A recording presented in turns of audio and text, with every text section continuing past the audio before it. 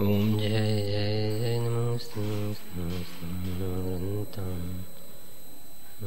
સિદ્ધાણમ નમો વૈર્યાણમ નમો વચ્છાયણમ વૈશ્વસાનમ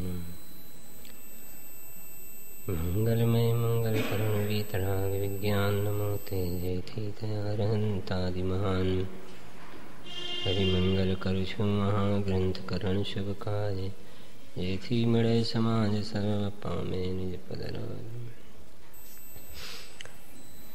આચાર્ય કલ પંડિત પ્રવર શ્રી ટોડરમલજી દ્વારા રચિત મોક્ષ માર્ગ પ્રકાશક ગ્રંથમાં બીજો અધિકાર છે. એમાં અનાદિકાળથી આ જીવને કર્મોનું બંધન છે એ વાત કર્યા પછી કર્મ કેટલા પ્રકારના છે તો ઘાતી, અઘાતી. એમાં ઘાતી કર્મના કેટલા ભેદ છે એ પાછો ભેદમાં પ્રભેદ થયો. અઘાતીના કેટલા ભેદ છે, પછી ઘાતીમાં જ્ઞાનાવરણ, દર્શનાવરણ વગેરે, પછી જ્ઞાનાવરણમાં ભેદમાં જાઓ તો મતિ, શ્રુત, અવધિ વગેરે. એ વાત થઈ કાલે આપણે. એ બીજો અધિકારનો વિષય છે. એમાં ઘાતી કર્મનું ફળ શું, અઘાતી કર્મનું ફળ શું, એની બીજી વાત થઈ. ગઈકાલે આપણે જોઈ હતી એક વાત, સંયોગ અને સંયોગી ભાવ. સંયોગ, સંયોગી ભાવ. તો ઘાતી કર્મના ફળમાં સંયોગી ભાવનો જન્મ થાય છે અને અઘાતી કર્મના ફળમાં સંયોગ મળે છે. બહારમાં જે આ દેહ, મકાન, બીજા બહારમાં જે પ્રતિકૂળ કે અનુકૂળ સંયોગો મળે છે એ અઘાતી કર્મનું ફળ છે. તો અઘાતી કર્મના ફળમાં બાહ્ય પદાર્થોની પ્રાપ્તિ થાય છે. એ આત્માના ગુણને ઘાતવામાં નિમિત્ત નથી. બહારમાં જે અનુકૂળ કે પ્રતિકૂળ સંયોગો મળે છે એમાં નિમિત્ત અઘાતી કર્મ છે.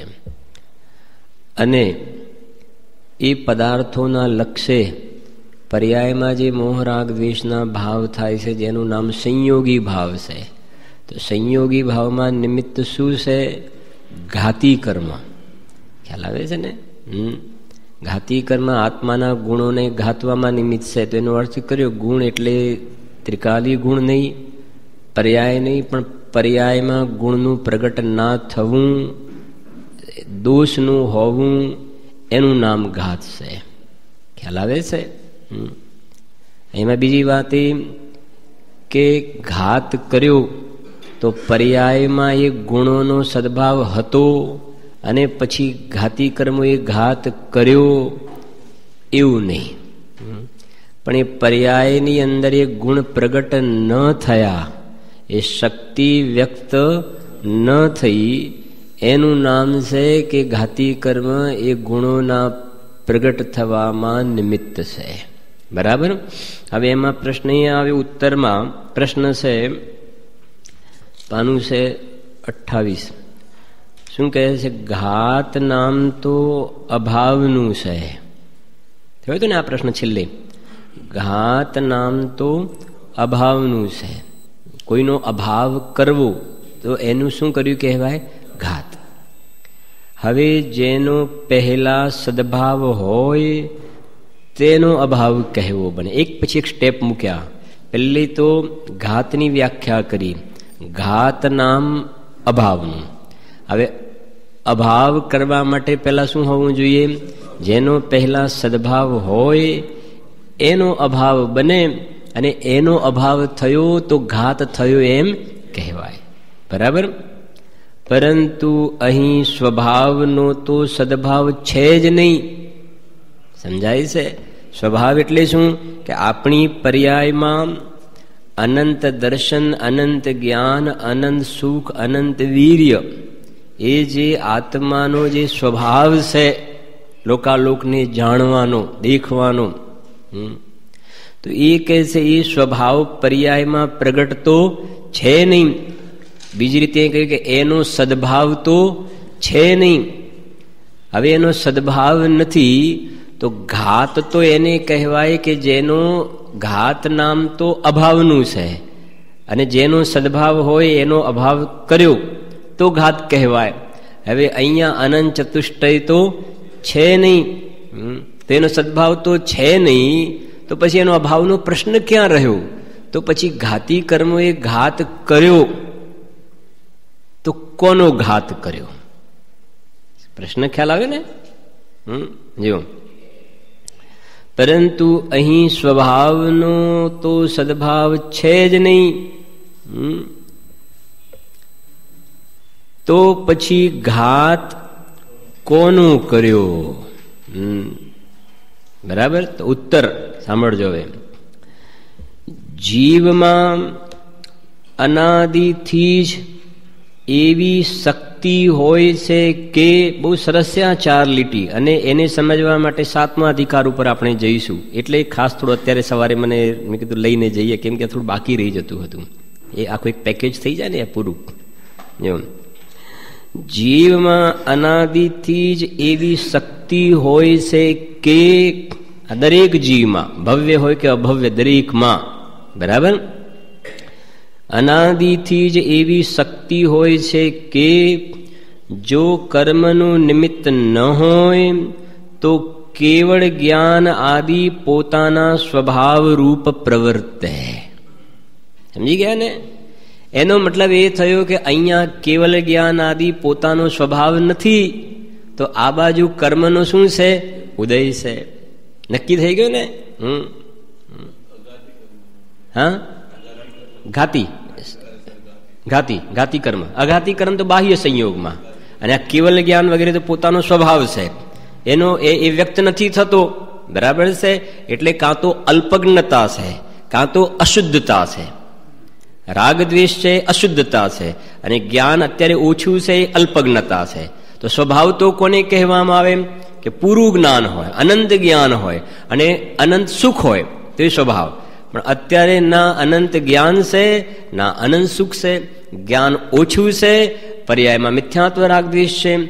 હવે એ કહે છે જીવમાં અનાદિથી શક્તિ તો એવી છે, ખ્યાલ આવે છે કે નહીં? એક અનંત ચતુષ્ટય કહેવાય, એક સહેજ ચતુષ્ટય. અનંત ચતુષ્ટય તો પર્યાયમાં પ્રગટ થાય, પણ અંદરમાં શક્તિરૂપ સહજ સામર્થ્ય છે. ખ્યાલ આવે છે? 320 ગાથામાં લખ્યું છે એક શક્તિરૂપ મોક્ષ અને એક વ્યક્તિરૂપ મોક્ષ. શક્તિરૂપ મોક્ષ અને બીજો વ્યક્તિરૂપ, એટલે પર્યાયમાં જે વ્યક્તતા થાય, જે સિદ્ધ પરમેષ્ઠીની આપણે પૂજા કરીએ છીએ, વ્યક્તરૂપ મોક્ષ. અને શક્તિરૂપ મોક્ષ તો બધામાં છે, જે 14મી ગાથામાં અબદ્ધ સ્પષ્ટ કહ્યું, મુક્ત બંધાયેલો નથી, અત્યારે નથી બંધાયેલો. ખ્યાલ આવે છે? તો એક કહે છે કે એક તો શક્તિરૂપ મોક્ષ છે, એક વ્યક્તિરૂપ મોક્ષ છે. બરાબર. હવે જરા સમજો.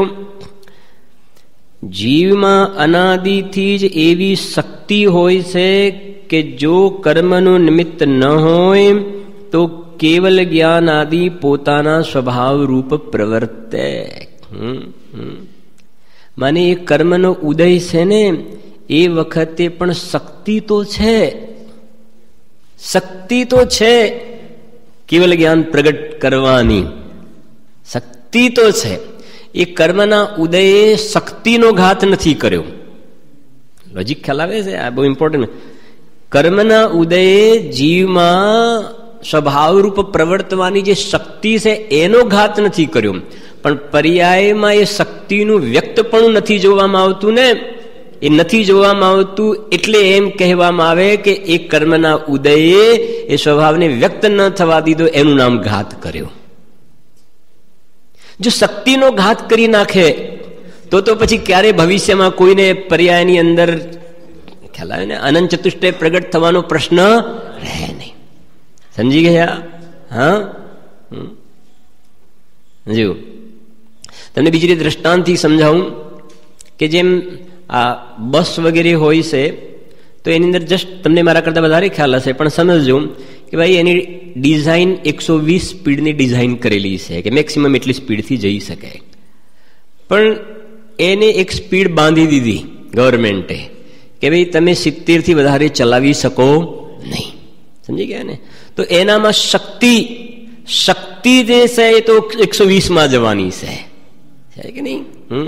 પણ એ કંટ્રોલ કર્યો ને તો એ પર્યાયની અંદર એ શક્તિ વ્યક્ત જોવામાં આવતી નથી, 70 જ જોવામાં આવે છે. એટલે એમ કહીશું કે વ્યક્ત ન થવા દેવાની અપેક્ષાએ એ જે ડિઝાઇન કરીને એ વ્યક્ત ન થવા દેવાની અપેક્ષાએ શું કર્યું? એનો ઘાત કર્યો.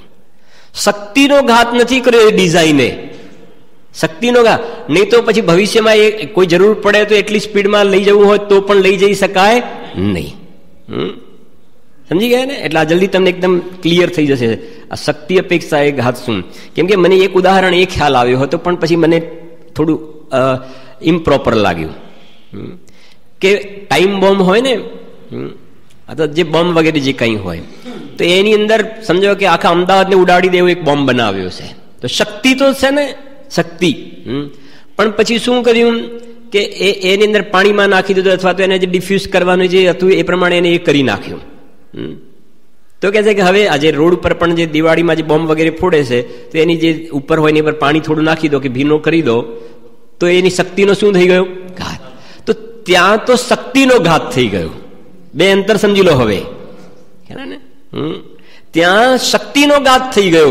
એટલે હવે એ વ્યક્ત પણ થવાનો પ્રશ્ન નથી, શક્તિનો જ ઘાત કર્યો. અહીંયા એ નથી કહેવું. ખ્યાલ ને?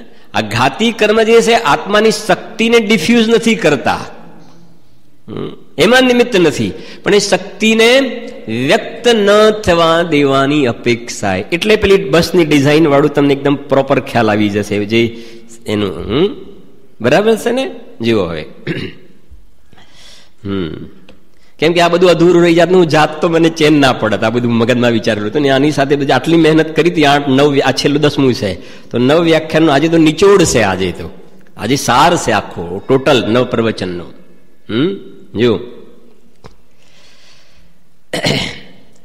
જીવમાં અનાદિથી જેવી શક્તિ હોય છે કે જો કર્મનું નિમિત્ત ન હોય તો કેવલ જ્ઞાન આદિ પોતાના સ્વભાવરૂપ પ્રવર્તે, પરંતુ અનાદિથી જ કર્મનો સંબંધ હોય છે.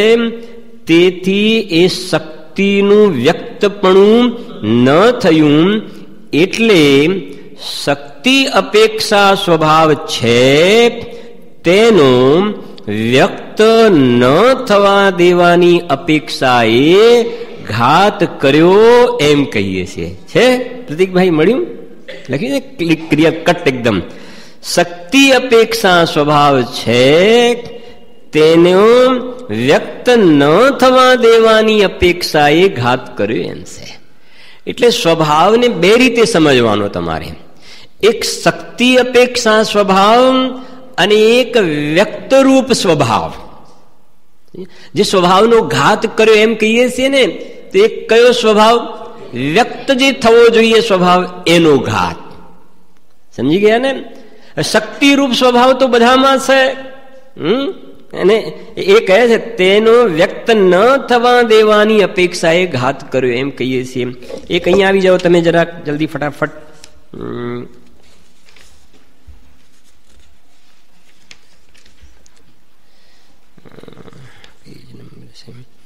35 પાનું.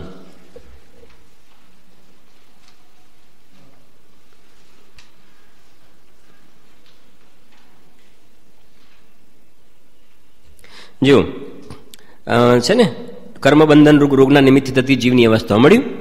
નીચેથી બીજો ફકરો વાંચું છું.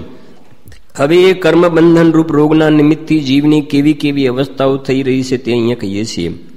પ્રથમ તો આ જીવનો સ્વભાવ ચૈતન્ય છે, એટલે સર્વદ્રવ્યોના સામાન્ય વિશેષ સ્વરૂપને પ્રકાશવા વાળો છે, લોકાલોકને જાણવા દેખવા વાળો છે. જેવું એમનું સ્વરૂપ હોય તેવું પોતાને પ્રતિભાસે છે, એનું નામ ચૈતન્ય છે.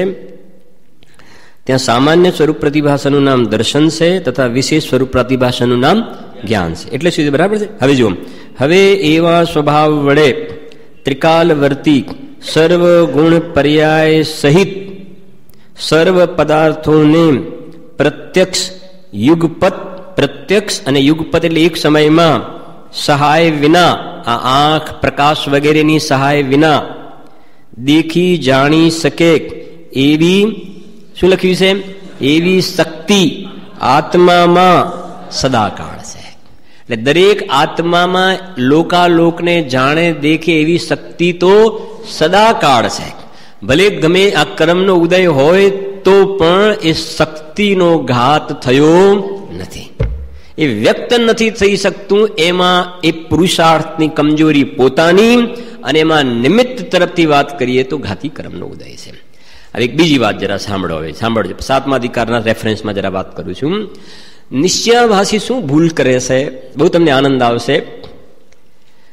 અહીંયા શક્તિ અપેક્ષાએ જીવમાં કેવલ જ્ઞાન કહ્યું. શક્તિ મને લોકાલોકને જાણવાનો સ્વભાવ, શક્તિ અપેક્ષા કેવલ જ્ઞાન કહ્યું ને. એટલે નિશ્ચયાભાસી શું સમજે છે કે મને પર્યાયમાં પણ કેવલ જ્ઞાન છે. શું સમજે છે? પર્યાયમાં પણ કેવલ જ્ઞાન સમજે છે. તો એ કહે છે અહીંયા જે સ્વભાવ કે આત્માનો સ્વભાવ લોકાલોકને જાણવા દેખવાનો કહ્યો દરેકનો, એ તો શક્તિ અપેક્ષા એ કહ્યું છે. હવે એ સમજે છે વ્યક્ત રૂપે. તો ટોડરમલજી કહે છે એક સમયે મતિ જ્ઞાન શ્રુતિ જ્ઞાન હોય ને તો કેવલ જ્ઞાન ના હોય. ખ્યાલ આવે? અત્યારે આપણને મતિ કાં તો શ્રુત છે તો કેવલ જ્ઞાન, કેવલ જ્ઞાન હોય તો મતિ કે શ્રુત જ્ઞાન નહીં હોય. હવે તું પ્રશ્ન પૂછે છે, એકબીજાની ચર્ચા થાય છે, એનો મતલબ તને કેવલ જ્ઞાન તો છે નહીં વ્યક્ત રૂપમાં, મતિ કે શ્રુત જ્ઞાન છે. સમજાય છે?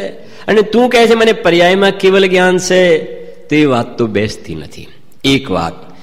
બીજું સમજો, પછી આપણે એને લઈએ છીએ કે અહીંયા શક્તિ જે વ્યક્ત ન થવા દેવાની અપેક્ષા એ ઘાત એમ સમજવું, પણ એમ નહીં સમજવું કે અહીંયા પર્યાયમાં કેવલ જ્ઞાન પ્રગટેલું છે અને કર્મના ઉદયે એનો શું કર્યો? ઘાત કર્યો. એવું નહીં સમજવું. ટોડલમાં જે દ્રષ્ટાંત આપ્યું છે કે જેમ સૂર્યનો પ્રકાશ હોય, સૂર્યનો પ્રકાશ, અને વાદળ આગળ શું થાય? આવી જાય. વાદળ આગળ આવી જાય તો પેલો પ્રકાશ દેખાય નહીં.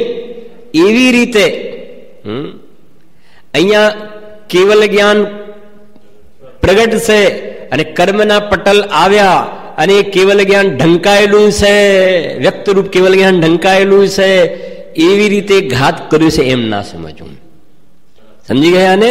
કાઢો જરાક 7મો અધિકાર.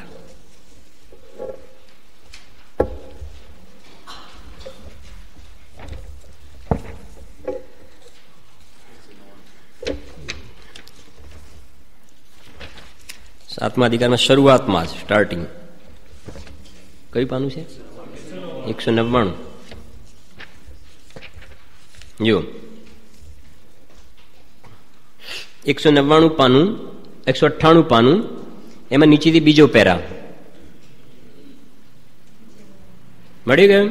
જો સાંભળજો નીચે, વળી કોઈ પોતાને કેવલ જ્ઞાન આદિનો સદભાવ માને છે. ક્યાં માને છે સદભાવ? એ પર્યાયમાં વ્યક્તરૂપ સદભાવ માને છે. ખ્યાલ આવે ને? વ્યક્તિરૂપ સદભાવ માને છે, કેવલ જ્ઞાન સદભાવ. પોતાને ક્ષયોપશમ રૂપ મતિ શ્રુત આદિ જ્ઞાનનો સદભાવ છે, અને ક્ષાયિક ભાવ તો કર્મનો ક્ષય થતા જ થાય છે. છતાં ભ્રમથી કર્મનો ક્ષય થયા વિના પણ પોતાને ક્ષાયિક ભાવ એટલે કે કેવલ જ્ઞાન માને છે, તે પણ મિથ્યા દ્રષ્ટિ છે. એ વાત સમજાવે છે. જુઓ, શાસ્ત્રોમાં સર્વજીવોનો કેવલ જ્ઞાન સ્વભાવ કહ્યો છે. હવે આપણે જે પ્રકરણ છે ને, ખ્યાલ આવે છે ને, એને આ સપોર્ટ કરે છે. આ જબરજસ્ત સપોર્ટ કરે છે. એટલે એની સાથે ગોઠવ્યું છે. જોજો, શાસ્ત્રોમાં સર્વજીવોનો કેવલ જ્ઞાન સ્વભાવ કહ્યો છે, પણ તે શું લખ્યું છે પછી? શક્તિ અપેક્ષા એ કહ્યું છે. ખ્યાલ આવે ને? આપણે બીજા અધિકારમાં મેં પાછળથી હમણાં પેલી 4 લાઈન બતાવી, ત્યાં પણ બતાવ્યું જ્ઞાનાવરણ કર્મ એમ બતાવ્યું ને, સર્વજીવોની યુગપત પ્રત્યક્ષ જાણી દેખી શકે એવી શક્તિ સદાકાળ. એ કઈ અપેક્ષા એ કહ્યું છે? સર્વજીવોનો સ્વભાવ શક્તિ અપેક્ષા. જયારે આ ખ્યાલ આવે ને, હા, જેને પેલા બાપુ લોકો હોય ને કંઈક કહેવામાં આવે તો ફૂલાય, એમ આ ભલા માણસને કહ્યું કે કેવલ જ્ઞાન સ્વભાવ સ્વભાવ. અરે ભલા માણસ, એમ ફૂલાવાની જરૂર નથી, શક્તિ અપેક્ષાની વાત છે આ. એ વ્યક્ત માનવા લાગી ગયો. જો શાસ્ત્રોમાં સર્વજીવોનો કેવલ જ્ઞાન સ્વભાવ કહ્યું છે, પણ તે શક્તિ અપેક્ષા એ કહ્યું છે, કારણ કે સર્વજીવોમાં કેવલ જ્ઞાનાદિ રૂપ થવાની શક્તિ તો છે. કોઈને ભવ્ય હોય કે અભવ્ય હોય, નારકી હોય કે દેવ હોય, એકેન્દ્રિય હોય કે પંચ, બધામાં શક્તિ તો છે. પણ વર્તમાન વ્યક્તતા તો તે વ્યક્ત થતા જ કહી છે. ટોડરમલજીના એક એક વાક્ય પર અર્ઘ ચડાવવાનું મન થાય છે નહીં? બોલો. વર્તમાન વ્યક્તતા તો તે વ્યક્ત થતા જ થાય છે. એ વ્યક્ત થાય તો વર્તમાનમાં કહેવાય. નહીં તો વર્તમાનની અંદર એનો પર્યાયમાં સદભાવ કહી શકાય નહીં. સાંભળજો હવે. કેવલ જ્ઞાન માનવામાં ભૂલ. કોઈ એમ માને છે કે આત્માના પ્રદેશોમાં તો કેવલ જ્ઞાન જ છે. શું આ જે પ્રદેશો જે છે એની અંદર અત્યારે શું છે? કેવલ જ્ઞાન છે. ઉપર આવરણ હોવાથી તે પ્રગટ થતું નથી. માને શક્તિરૂપ સ્વભાવની જગ્યાએ એને કેવો માન્યો? વ્યક્તરૂપ કેવલ જ્ઞાન માન્યું. એ સ્વભાવને અત્યારે છદમસ્ત અવસ્થામાં વ્યક્તરૂપ માન્યો. અને પાછો શું માને છે કે એ તો અંદરમાં પ્રદેશોમાં તો કેવલ જ્ઞાન છે, પણ શું કહે છે? આ જ્ઞાનનું શું ઉપર આવેલું છે? આવરણ. એ આવરણ આવેલું છે એટલે કેવલ જ્ઞાન ઢંકાયેલું છે. સમજણ પડે છે? યોગ પછી તરત લખ્યું છે. શું લખ્યું છે? પણ એ ભ્રમ છે. અભ્રમ શબ્દ તો અહીંયા શોધવા આપ્યો હતો. હા, ફરી શોધજો. પણ એ ભ્રમ છે. જો કેવલ જ્ઞાન હોય તો વજ્રપટલ આદિ આડા હોય છતાં પણ વસ્તુને જાણે છે. તે કર્મ આડા આવતા કેમ અટકે? કે કેવલ જ્ઞાનની તાકાત એવી છે કે વજ્રના પટલ હોય, આડા વજ્રના પટલ, તો પણ કેવલ જ્ઞાન આર પાર જાણી શકે છે. તો પછી આ કર્મનું આવરણ હોય અને તું કહે છે કેવલ જ્ઞાન પ્રગટે છે, અંદરમાં પણ કર્મે ઢાંકી રાખ્યું છે, તો કેવલ જ્ઞાનની તાકાત વજ્રના પટલ હોય તો પણ બધાને જાણી લે છે પાછળનું બધું. તો પછી કર્મના પટલ એને રોકી શકે એ વાત સંભવ નથી. જો તે કર્મ આડા આવતા કેમ અટકે? માટે કર્મના નિમિત્તથી કેવલ જ્ઞાનનો અભાવ જ છે. મને તું પ્રદેશોમાં અહીંયા કેવલ જ્ઞાન વ્યક્ત છે એવું માને છે, એ તારું શું છે? ભ્રમ છે. તને કેવલ જ્ઞાનનો અભાવ જ છે. બરાબર? એક લોજિક. હવે બીજું, જો તેનો નિરંતર સદભાવ રહે તો તેને પારિણામિક ભાવ કહે. થઈ ગયું ને? બીજું લોજિક કે તને કેવલ જ્ઞાન નથી અત્યારે. હા, કેમ? કેમ કે અહીંયા કહે છે ને, જો તેનો નિરંતર સદભાવ રહે. વર્તમાન પર્યાયની અંદર પણ અમે જે શક્તિરૂપ કેવલ જ્ઞાન કહીએ છીએ એની જગ્યાએ તો વ્યક્તરૂપ પર્યાયમાં કેવલ જ્ઞાન માને તો પછી એનું નામ પણ શું કહેવાત? પારિણામિક ભાવ કહેવાત. જે પેલો શક્તિરૂપ કેવલ જ્ઞાન છે ને એનું નામ તો પારિણામિક ભાવ છે. મને આત્મામાં કેવલ જ્ઞાન પ્રગટ કરવાની જે શક્તિ છે એનું નામ તો પારિણામિક ભાવ છે. એ નિરંતર છે બધામાં સદાકાળ. એવી રીતે પર્યાયમાં તું સદાકાળ માને તો પછી કેવલ જ્ઞાનનું નામ જેમ એક ક્ષાયિક ભાવ આપ્યું છે શાસ્ત્રમાં, એક ક્ષાયિક ભાવ નહીં કહેવાય. એવું નામ શું આપવું જોઈએ? પારિણામિક ભાવ. પણ એ પારિણામિક ભાવ તો છે નહીં. કેવલ જ્ઞાનને કયો ભાવ કયો છે? ક્ષાયિક ભાવ કયો છે. જો તેનો નિરંતર સદભાવ રહે તો તેને પારિણામિક ભાવ કહે, પણ તે તો ક્ષાયિક ભાવ છે. ક્ષાયિક ભાવ નવો પ્રગટ થાય. ખ્યાલ આવે ને? ક્ષાયિક ભાવ નવો પ્રગટ થાય અને પારિણામિક ભાવ અનાદિ અનંત હોય.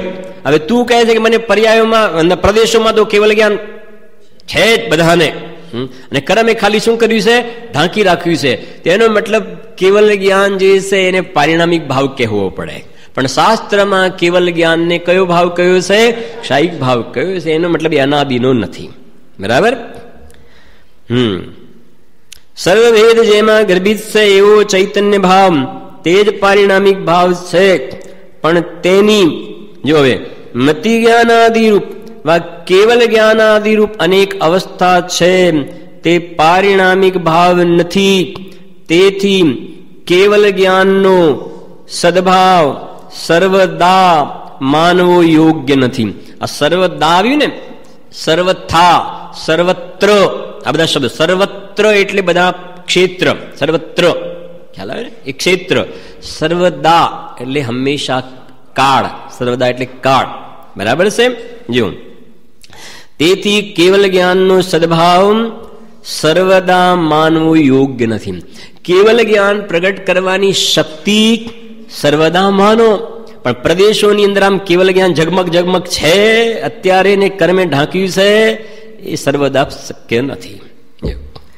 હવે સાંભળજો, વળી બહુ સરસ વાત છે. આમ વળી શાસ્ત્રોમાં જે સૂર્યનું દ્રષ્ટાંત આપ્યું છે તેનો એટલો જ પરમાર્થ સમજવો કે જેમ મેઘ પટલ દૂર થતા, એટલે વાદળાનું પટલ દૂર થતા સૂર્યનો પ્રકાશ પ્રગટ થાય છે, તેમ કર્મોદય દૂર થતા કેવલ જ્ઞાન થાય છે.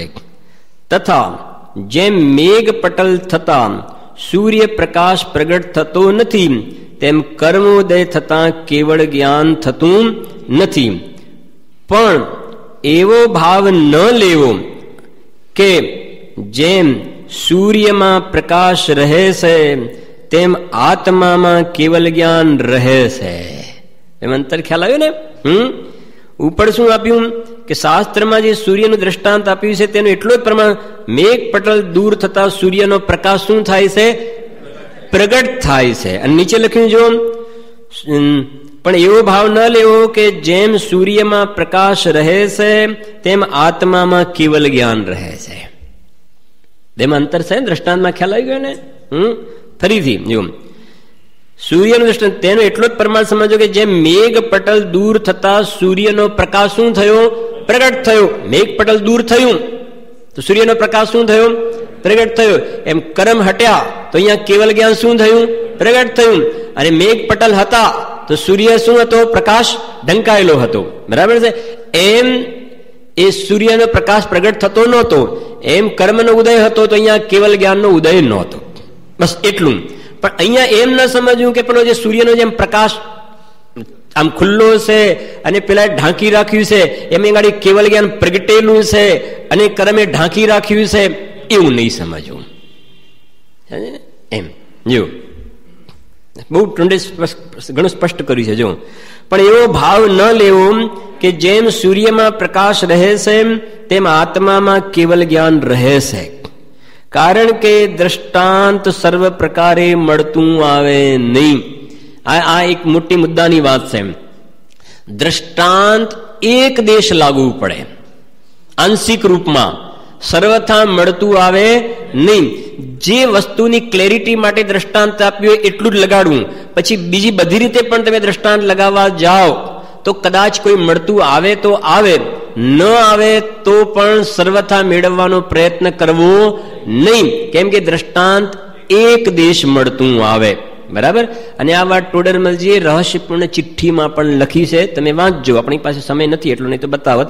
2-3 લીટી છે એની કે આ વાત છે મુખ્ય રૂપથી દ્રષ્ટાંત એક દેશ મળતું આવે એવી રીતે. જો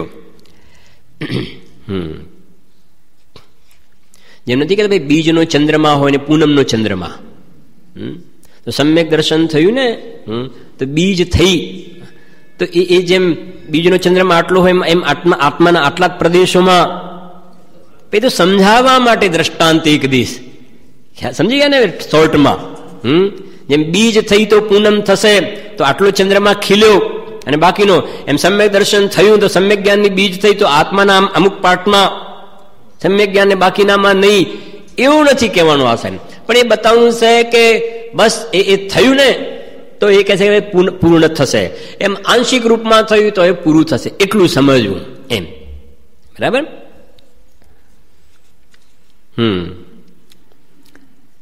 જેમ હવે દ્રષ્ટાંત સર્વ પ્રકારે મળતું આવે નહીં. જેમ પૂદગલમાં વર્ણ ગુણ છે તેની લીલી પીળી આદિ અવસ્થા છે. પૂદગલમાં વર્ણગુણ છે ને એની લીલી પીળી અવસ્થા છે. કેરી હોય ને, કેરી એ ઝાડ પર હોય વખતે કેવો રંગ હોય છે? લીલો. અને પછી થોડા સમય પછી રંગ કેવો થઈ જાય? પીળો. તો વર્ણ થયો ગુણ અને લીલું અને પીળું થઈ એની અવસ્થા, પર્યાય. હવે અહીંયા એ કહેવા માંગે છે કે લીલું હોય એ વખતે પીળો રંગ હોય કે ના હોય? ના હોય. પીળો રંગ હોય વખતે લીલો રંગ હોય કે ના હોય? ના હોય. એક સમયમાં અવસ્થા વર્ણગુણની કેટલી હોય? એક હોય. એમ અહીંયા એ કહેવા માંગે છે એક સમયમાં કાં તો શ્રુત જ્ઞાન હોય કાં તો કેવલ જ્ઞાન હોય. હવે તું કહે છે મને શું છે? કેવલ જ્ઞાન. પણ ભલા માણસ, તું છદમસ તો દેખાય છે, એનો મતલબ તને શ્રુત જ્ઞાન છે. તો અત્યારે શ્રુત જ્ઞાન છે અને શું કહે છે અંદરમાં પ્રદેશોમાં કેવલ જ્ઞાન ઝગમગશે, તો એ વસ્તુ એક સમયમાં બે પર્યાય પ્રગટ રૂપ હોઈ શકે નહીં. એ સમજાવવા માંગે છે અહીંયા ગાડી. બરાબર? જો જેમ પૂદગલમાં વર્ણગુણ છે તેની લીલી પીળી આદિ અવસ્થા છે, તેમાં વર્તમાનમાં કોઈ અવસ્થાના સદભાવમાં તેની અન્ય અવસ્થાનો અભાવ જ છે, તેમ આત્મામાં ચૈતન્ય ગુણ છે, જ્ઞાન ગુણ, વર્ણ ગુણ લીધો એમ અહીંયા જ્ઞાન ગુણ છે, તેની મતિ જ્ઞાન આદિ રૂપ શું છે? અવસ્થા. જેમ પેલી વર્ણગુણી લાલ, પીળી, સફેદ જે કોઈ બધી અવસ્થાઓ છે એ મતિ, શ્રુત, અવધિ, મન, પ્રિય, કેવલ એ બધી જ્ઞાનની શું છે? અવસ્થા. તેમાં વર્તમાનમાં કોઈ અવસ્થાના સદભાવમાં તેની અન્ય અવસ્થાનો અભાવ જ છે. એનો અર્થ એ થયો કે તને અત્યારે શ્રુત જ્ઞાન છે તો તને અત્યારે શું ન હોવું જોઈએ? કેવલ જ્ઞાન ન હોવું જોઈએ. અને તું એમ માને છે કે મને પ્રદેશોમાં કેવલ જ્ઞાન છે, તો એ તારું માનવું ખોટું છે. બરાબર? શાસ્ત્રોમાં આત્માનું કેવલ જ્ઞાન સ્વભાવ કહ્યો છે એ કઈ અપેક્ષાએ? શક્તિ અપેક્ષાએ કહ્યો છે. અને આ ભલો માણસ ક્યાં માને છે? પર્યાયમાં વ્યક્ત રૂપમાં કેવલ જ્ઞાન માને છે. તો બને નહીં. કેમ કે તને શ્રુત જ્ઞાન વર્તમાનમાં છે તો કેવલ જ્ઞાન ક્યાંથી હોય? અને કેવલ જ્ઞાન જેમને હોય વર્તમાનમાં એને આ મતિ, શ્રુત, અવધિ, મન, પર્યાય ના હોય. એક એક લોજિકથી, યુક્તિથી ટોડરમલજી એનું માનવું જે છે એને ખંડિત કરે છે. અને એની અંદર દ્રવ્યનું સ્વરૂપ શું ને પર્યાયનું સ્વરૂપ એ સ્પષ્ટ થઈ જાય છે. એટલે સમય સારને આ બધી વાતો સમજવા માટે એની સપોર્ટ કરે છે. હું ઘણી વાર કહું છું, સાતમો અધિકાર જે છે એ સમય સારની સિસ્ટર કન્સર્ન છે. ખ્યાલ આવે ને? પેલી હેડ ઓફિસ છે, આ હેડ ઓફિસ છે તો આ એની બ્રાન્ચ ઓફિસ છે. સાતમો અધિકાર મોક્ષ માર્ગ પ્રકાશક. સમજાય છે? એટલે તો ગુરુદેવે હાથે લખ્યો હતો ને સાતમો અધિકાર. કેમ કે આમાં લગભગ 25 કે 26 વખત સમયસારનું નામ આવે છે. સમયસારને યાદ કર્યું છે સાતમા અધિકારમાં.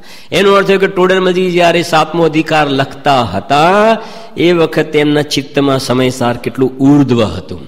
કેમ કે વારે ઘડીએ સમયસાર આવે એનો મતલબ એ વખતે જેમ કોઈ વખતે કોઈ અમેરિકાથી જઈને આવ્યું હોય ને, કઈ રીતે ખબર પડે? બોલો, કઈ રીતે ખબર પડે અમેરિકા જઈને આવી? હા, 10 લીટીની અંદર કોઈને કોઈ રીતે એને એ સિદ્ધ કરવું છે કે કોઈ પૂછે નહીં. પણ એવું અમેરિકાની અંદર આવું બહુ જ, ખૂબ અમેરિકા ડિસિપ્લિન બહુ જ અમેરિકામાં.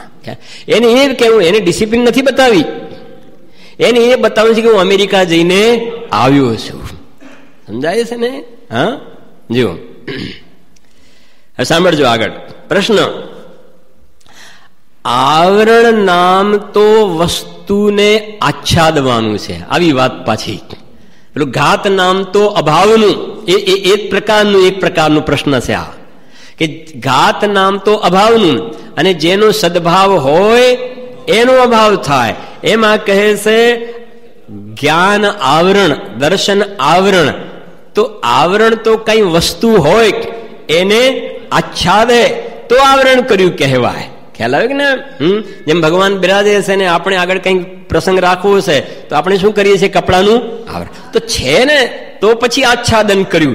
એટલે એનું કેવું છે કે અહીં અંદરમાં કેવલ જ્ઞાન છે અને પછી જ્ઞાને એનું શું કર્યું? આવરણ કર્યું. આવરણ કર્યું એટલે અચ્છા એને શબ્દોને પકડ્યા છે. ખ્યાલ આવ્યો ને? ભાવ નથી પકડતો, શબ્દોને પકડ્યા એને. જો આવરણ નામ તો વસ્તુને આચ્છાદવાનું છે.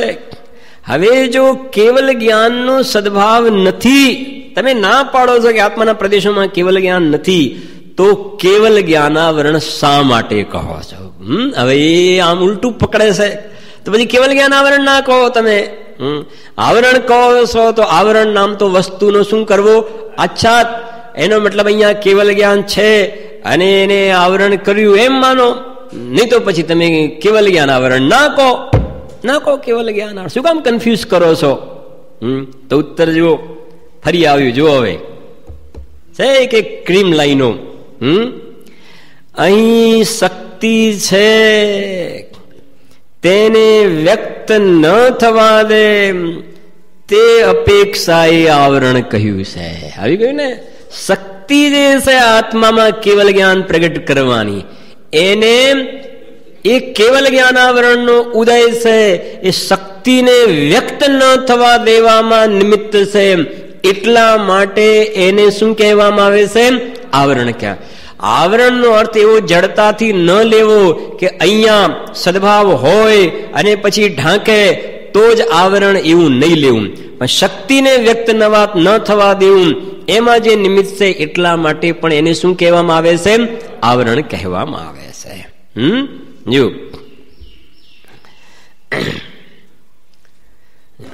એમ જેમ નથી હોતું કે ભાઈ શું કહેવાય, અહીંયા સમજો તોફાન ફાટી નીકળે બધા, તો એ હુલ્લડ વગેરે થાય તો જે પોલીસ વગેરેની પાસે ગન વગેરે બધી હોય છે, એની પાસે શક્તિ તો છે પણ ઉપરથી શું નથી? ઓર્ડર નથી ને. ખ્યાલ આવે ને? તો બંદૂક ચલાવવાની શક્તિ તો છે ને, આવડે પણ છે ને બધું છે, પણ એ અત્યારથી ઓર્ડર નથી. તો એની શક્તિનો અત્યારે શું થઈ રહ્યો છે? ઘાત. સમજી ગયા ને? વ્યક્ત નથી દશા જોવામાં આવતી, શક્તિની વ્યક્તિ જોવામાં આવતી. અને જ્યાં ઉપરથી ઓર્ડર થયો સટાસટ એ શક્તિની શું થઈ ગઈ? વ્યક્તિ. પણ પેલો ઘાત થઈ રહ્યો છે શક્તિને વ્યક્ત ન થવા દેવાની અપેક્ષાએ. સમજી ગયા? જો અહીં શક્તિ છે તેને વ્યક્ત ન થવા દે તે અપેક્ષાએ આવરણ કહ્યું છે. જેમ દેશ ચારિત્રનો અભાવ હોતા શક્તિ ઘાતવાની અપેક્ષાએ અપ્રત્યાખ્યાન આવરણ કશાય કહ્યું છે, તેમ અહીંયા જાણવું. થોડું દ્રષ્ટાંત સમજવું પડશે. 1 મિનિટ લઈ લઈએ છીએ, જેને ખ્યાલ આવે એટલું સમજવાનું તો ખ્યાલ આવી જશે. ચોથું ગુણસ્થાન પ્રગટ થયું છે એને, ચોથું ગુણસ્થાન અવૃત્તિ, તો એને દેશ ચારિત્ર છે નથી ને. હવે એ વખતે ચોથા ગુણસ્થાન વાળાને અનંતાનુબંધી ગઈ છે, પણ કઈ કસાયનો ઉદય છે? અપ્રત્યાખ્યાન આવરણ. બહુ તમને ખ્યાલ આવે, અપ્રત્યાખ્યાન આવરણ. તો એ જે અપ્રત્યાખ્યાન આવરણ કોનો ઘાત કરે છે? તો અહીંયા દેશ ચારિત્ર જોવામાં આવતું નથી. અપ્રત્યાખ્યાન આવરણ તો દેશ ચારિત્ર જોવામાં આવતું નથી. તો અહીંયા ચોથા વાળાને દેશ ચારિત્ર પ્રગટ છે અને પેલું અપ્રત્યાખ્યાન આવરણ ઘાત કરે છે, એવું છે ના? થઈ ગયું ને ક્લિયર? અહીંયા અંદરમાં દેશ ચારિત્ર હોય ચોથા વાળાને, અને પેલું અપ્રત્યાખ્યાનનું આવરણ ઘાત કરી રહ્યું છે, એવું તો છે નહીં. સદભાવ છે ને એને આવરણ કર્યું કે ઘાત, એવું તો છે નહીં. તો શું કે ચોથા વાળાને દેશ ચારિત્ર જે શક્તિ છે એ એવી શક્તિ અંદરમાં અહીંયા વ્યક્ત થઈ શકતી, ચારિત્રની એવી શક્તિ વ્યક્ત થઈ શકતી નથી. તો આ બાજુ અપ્રત્યાખ્યાનનું શું કહીશું? આવરણ. સમજી ગયા ને? સકલ ચારિત્ર પ્રગટ કરવાની શક્તિ છે પણ એ પ્રગટ થઈ શકતી નથી, તો પ્રત્યાખ્યાનનું શું કહીશું? આવરણ. તો આવરણ શક્તિને ઘાતવાની અપેક્ષા, શક્તિને ઘાતવાની અપેક્ષા, એટલે શક્તિને વ્યક્ત ન થવા દેવાની અપેક્ષા. શક્તિને ઘાતવા એટલે શક્તિને વ્યક્ત ન થવા દેવાની અપેક્ષા એ ઘાતું, એનું નામ આવરણ. એવી રીતે છે ટોડરમલજી તો ભાઈ. હા, હવે ટોડરમલજીનું જ્યાં પણ ચિત્ર જોઈએ, ટોડરમલજીનું નામ સાંભળે તો અંદર હૃદય ગદગદ થવું જોઈએ, ગદગદ થવું જોઈએ. અને મેં સાંજે કહ્યું ને, આપણું ફ્રેન્ડ સર્કલ એવું હોવું જોઈએ. સર્કલ ટોડરમલજી આ બાજુ, ટોડરમલજી આ બાજુ, રાયમલજી આ બાજુ, જયચંદજી સાહેબ આ બાજુ, દોલતરામજી કાસલીવાલ. જ્યાં તમે બોલો ત્યાં વેદ વિજ્ઞાનની ચર્ચા હોય, નમોકાર મંત્રની ચર્ચા હોય, સમયસાર શુદ્ધાત્માની બસ ચર્ચા, એ સિવાય બીજી કોઈ હોય જ નહીં. એવું તમારું સર્કલ હોય. મારું સર્કલ મોટું મોટું મોટું, પણ કોઈની જોડે તું નમોકાર મંત્ર બોલી શકે છે? હા, કોઈની સાથે વેદ વિજ્ઞાન, શું સર્કલ છે? ડુબાડવા વાળું છે બધું સંસારમાં, ગોળ સમુદ્રમાં. એના કરતા તો એકલા રહેવું સારું. ખ્યાલ આવે છે ને? કીધું ને કે વધુ પડતા પરિચય ન થવું, આત્માના પરિચય થવું. જુઓ, 1-2 મિનિટ છે, વાંચી લઉં છું. જુઓ ફટાફટ. હવે અહીં એમ સમજવું કે, સાંભળજો, વસ્તુમાં પરનિમિત્તથી જે ભાવ થાય તેનું નામ ઔપાધિક ભાવ છે, તથા પરનિમિત્ત વિના જે ભાવ થાય તેનું નામ સ્વભાવ ભાવ છે. આ તો સીધી વાત થઈ ગઈ, આપણે ચલાવવી પણ છે. જેમ બહુ સરસ દ્રષ્ટાંત આપ્યું છે. આમ જેમ જળને અગ્નિનું નિમિત્ત થતા ઉષ્ણપણું થયું, ત્યાં તો શીતળપણાનો અભાવ જ છે, વ્યક્તરૂપ શીતળપણાનો અભાવ જ છે. પરંતુ અગ્નિનું નિમિત્ત મળતા જ શીતળ જ થઈ જાય, શીતળ જ થઈ જાય છે. તેથી સદાકાળ જળનો સ્વભાવ શીતળ કહેવામાં આવે છે. સમજી ગયા લોજિક? જળનો સ્વભાવ શીતળ, શક્તિરૂપ શીતળ જ કહેવામાં આવે છે. કેમ? એ તો નિમિત્ત મળ્યું ને તો ઉષ્ણ થયું હતું, નિમિત્ત હટ્યું તો પર્યાયની અંદર પણ શું થઈ ગઈ? શીતળતા. તો શક્તિ એવું સામર્થ્ય હતું તો પર્યાયમાં વ્યક્ત થઈ ગયું. એમ દરેક આત્માનો સ્વભાવ કેવો છે? દરેક આત્માની શક્તિ, સામર્થ્ય, કેવલ જ્ઞાન, લોકાલોકને જાણે દેખાવું સ્વભાવ છે. પણ પેલું કર્મનું નિમિત્ત છે ને, પેલું ઉષ્ણ અગ્નિનું નિમિત્ત બન્યું તો પાણી કેવું થઈ ગયું? ઉષ્ણ. એમ લોકાલોકને જાણવા દેખવાની શક્તિ છે, કર્મનું નિમિત્ત મળ્યું તે શક્તિ વ્યક્ત ના થઈ. આ બાજુ પેલું અગ્નિનું નિમિત્ત હટ્યું, જળ શીતળ થઈ ગયું. એમ કર્મ હટ્યા તો લોકાલોકને જાણવા દેખવાનું સામર્થ્ય હતું, એ પર્યાયમાં શું થઈ ગયું? પ્રગટ થઈ જાય. એના માટે કઈ કરવું પડતું નથી. નિમિત્ત મટતા આમ થયું હતું, નિમિત્ત હટ્યું, સહજ થઈ ગયું. એમ કર્મનું નિમિત્ત મટતા સહેજ કેવલ જ્ઞાન પ્રગટ થઈ જાય છે. જો તેથી સદાકાળ જળનો સ્વભાવ શીતળ જ કહેવામાં આવે છે, કારણ કે એવી શક્તિ તેમાં સદા હોય છે. પણ તે પ્રગટ થતા જ, હવે જો કોમા ઇન્વર્ટેડ કોમામાં છે, તે પ્રગટ થતા જ શું થયું? સ્વભાવ વ્યક્ત થયો કહેવામાં આવે છે. અને શક્તિરૂપ જે પેલો સ્વભાવ હતો એ પર્યાયમાં શું થયો? સ્વભાવ વ્યક્ત થયો એમ કહેવામાં આવે છે. કોઈ વેળા તે વ્યક્ત રૂપ થાય છે, તેમ કોઈ વેળા તે વ્યક્ત રૂપ થાય છે. પેલો સ્વભાવ સદાકાળ હોય અને સ્વભાવ વ્યક્ત કોઈ વખતે થાય. એમ આત્માનો લોકાલોકને જાણવા દેખવાનો શક્તિરૂપ સ્વભાવ સદાકાળ, પણ એ પ્રગટ તો ક્યારેક થાય અને થયા પછી કાયમ રહે. શક્તિરૂપ સ્વભાવ ત્રિકાળ હોય અને જે પ્રગટ્યો ને એ પ્રગટ્યા પછી અનંતકાળ, એ નવો પ્રગટ થાય. ખ્યાલ આવે ને? જળનો સ્વભાવ શીતળ સદાકાળ અને પેલો પર્યાયમાં વ્યક્ત થયો ને અગ્નિ નિમિત્ત થતા, એ નવો પ્રગટ થયો. 2 જો તેમ આત્માને કર્મનું નિમિત્ત થતા અન્ય રૂપ થયું, ત્યાં તો કેવલ જ્ઞાનનો અભાવ જ છે. પરંતુ કર્મનું નિમિત્ત મળતા સર્વદા કેવલ જ્ઞાન થઈ જાય છે. થયું એ થયું, પછી કેવલ જ્ઞાન હંમેશા. તેથી સદાકાળ આત્માનું સ્વભાવ કેવલ જ્ઞાન કહેવામાં આવે છે. સદાકાળ કેવલ જ્ઞાન આત્માનું ત્રિકાલી સ્વભાવ કહેવામાં આવે છે. કારણ કે એવી શક્તિ તેમાં, એટલે આત્મામાં સદા હોય છે, પણ તે વ્યક્ત થતા જ, એટલે એ શક્તિ વ્યક્ત થતા જ સ્વભાવ વ્યક્ત થયો એમ કહેવામાં આવે છે. કેટલું સંવ્યક્ત. વળી જેમ શીતળ સ્વભાવના કારણે, પાણીનો સ્વભાવ શીતળ છે, એના કારણે ઉષ્ણ જળને શીતળ માની, એટલે પર્યાયમાં પણ શક્તિ જે છે પર્યાયમાં ગરમ પાણી છે એ વખતે પણ એને કેવું માને? શીતળ માને. તો તે પાન કરે તો તેથી દાજવું જ થાય, જીભ બળી જાય. તેમ કેવલ જ્ઞાન સ્વભાવના કારણે, તો શક્તિરૂપ સ્વભાવ છે એના કારણે અશુદ્ધ આત્માને, અને વર્તમાનમાં મતિશ્રુત અવસ્થા છે એ વખતે કેવલ જ્ઞાન પોતાને માને, અનુભવે, તો તેથી તે શું થાય? દુઃખી થાય. સમજાય? જે શક્તિરૂપ છે એને પર્યાયમાં માને તો દુઃખી થઈશ તું. તો એ પ્રમાણે એ પ્રમાણે જ આત્માને કેવલ જ્ઞાન આદિરૂપ અનુભવે તે મિથ્યા દૃષ્ટિ છે. તો એ ઘાત એટલે શું, કેવી રીતે એની શક્તિને વ્યક્ત ન થવા દેવાની અપેક્ષા એ આવરણ આચ્છાદુ વગેરે આ પ્રમાણે છે. તો આ ઘાતિક્રમનું અને અઘાતિક્રમનું તો કાલે આપણે એટલા માટે પહેલા લઈ લીધું હતું બેની કમ્પેરિઝન માટે કે આ ઘાતિક્રમના ફળમાં બાહ્ય સંયોગો મળે છે અને ક્યારેક એ સંયોગ પુણ્યના ફળમાં બહારમાં જે કાંઈ કહેવાય ને પ્રતિકૂળ અનુકૂળ એ અઘાતિક્રમનું ફળ છે. એની વિશેષ વાત સાંજે કરી હતી.